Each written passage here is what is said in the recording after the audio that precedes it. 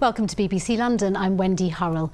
Justin Edinburgh died at the age of 49 from a cardiac arrest, just weeks after getting Leyton Orient promoted to the Football League. Today, the manager was honoured at the club in East London with a new memorial. His family hope his story encourages people to get trained in CPR and more defibrillators to be installed across London. Chris Slegg reports. Just weeks after this promotion party, Leyton Orient manager Justin Edinburgh died following a cardiac arrest. 6 years on, a memorial displayed on a ceiling inside the club's Brisbane Road Stadium was unveiled today.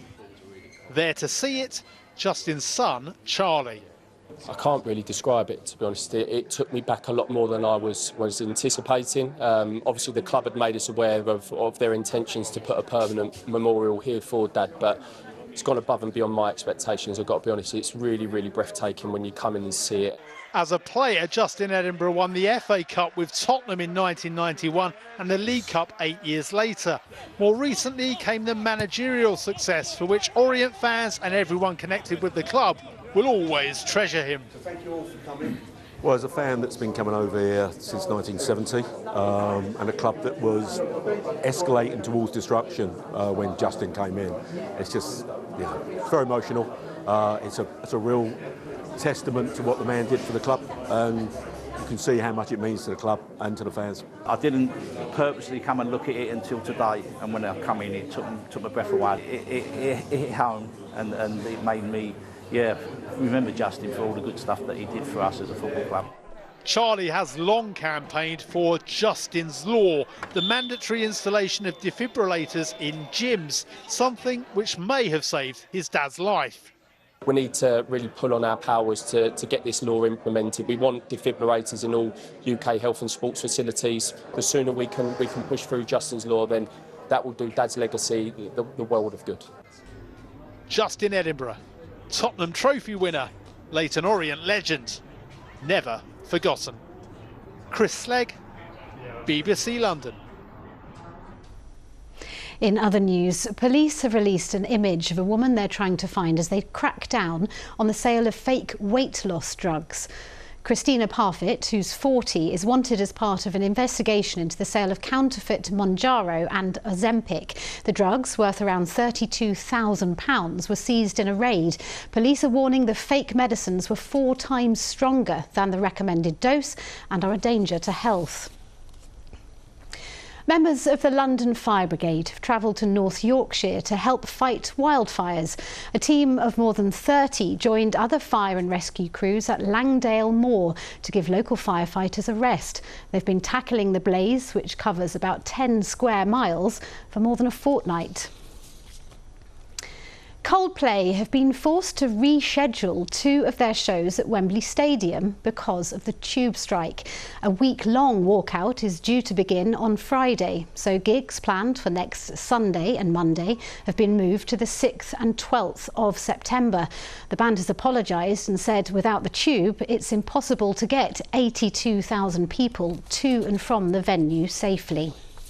A man has been arrested after a woman was stabbed to death at a house in Greenwich.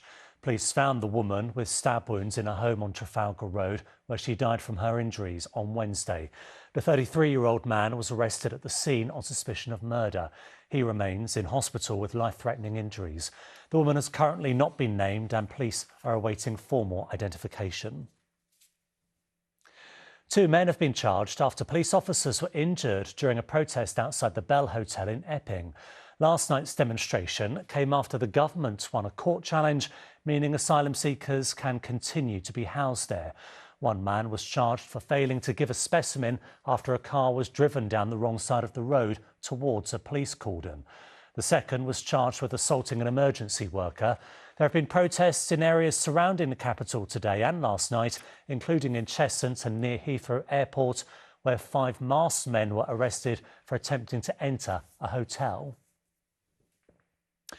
Coldplay have been forced to reschedule their last 2 shows at Wembley Stadium due to strikes on the Underground. The band said the strikes have made it impossible for the gigs to go ahead on September the 7th and 8th, moving them to the 6th and 12th respectively.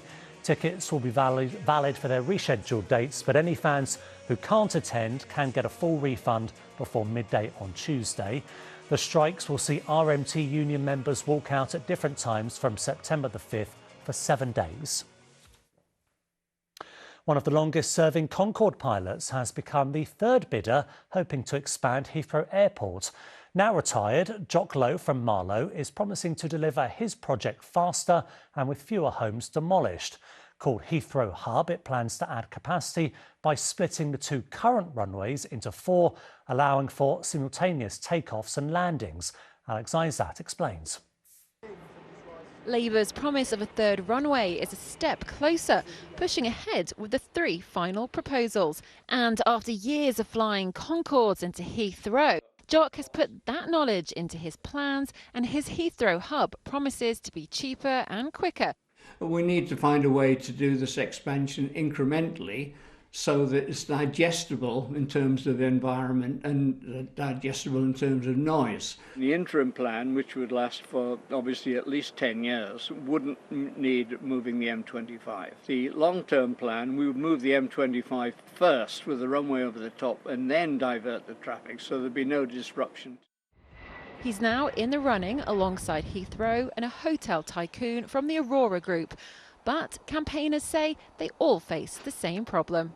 Heathrow is hemmed in by suburbia, lies bang slap in the middle of the most densely populated residential region in the country. So any expansion will take years of construction. We're overlooking the M25 with Heathrow Airport just behind us. Plans to extend the runway would affect the surrounding villages and hundreds of homes and businesses to be demolished. I was born here. I don't care what they offer me. I don't want to move. There's lots of jobs and the travel, but is it something that's worth ripping out history for? It's understood a decision could be close, although when building work would start is still up in the air. Alex Isat, ITV News.